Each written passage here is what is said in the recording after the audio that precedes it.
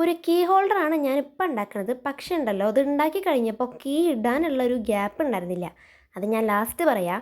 അപ്പോൾ ആദ്യം തന്നെ ഒരു കാർഡ്ബോർഡ് എടുക്കുക, അതിൽ ഏതെങ്കിലും ഒരു ഷേപ്പ് വരച്ച് കൊടുക്കുക, അത് കട്ട് ചെയ്യുക. നല്ല കട്ടിയുള്ള കാർഡ്ബോർഡ് ആണെങ്കിൽ രണ്ടെണ്ണം ഒന്നും കട്ട് ചെയ്തെടുക്കണ്ട കേട്ടോ. എൻ്റെ കയ്യിലുള്ളത് ഭയങ്കര കട്ടി കുറഞ്ഞതായതുകൊണ്ടാണ് ഞാൻ രണ്ടെണ്ണം കട്ട് ചെയ്തെടുത്ത് ഒട്ടിക്കണത്. പിന്നെ നമ്മളൊരു ന്യൂസ് പേപ്പർ എടുത്തിട്ട് ഇതുപോലൊന്ന് റോൾ ചെയ്തെടുക്കുക. അങ്ങനെ 3 റോൾ ചെയ്തിട്ടുണ്ട്. പിന്നെ വേറൊരു കാർഡ്ബോർഡിൽ ഞാൻ കുറച്ച് ഹാർട്ട് ഷേപ്സ് വരച്ചെടുത്തിട്ട് അതും കട്ട് ചെയ്തെടുത്തിട്ടുണ്ട്. അങ്ങനെ നേരത്തെ കാണിച്ച ആ കാർഡ്ബോർഡ് ഇല്ലേ, അതിൽ 3 ഹോൾസ് ഇട്ട് കൊടുക്കുന്നുണ്ട്. പിന്നെ എല്ലാതും ഞാൻ പെയിൻറ് അടിച്ചെടുക്കുന്നുണ്ട്. നിങ്ങൾക്ക് വേണമെങ്കിൽ വെറൈറ്റി കളേഴ്സ് എടുക്കുക. ഞാൻ മൊത്തം ഒറ്റൊരു കളറാണ് അടിച്ചിട്ടുള്ളത്.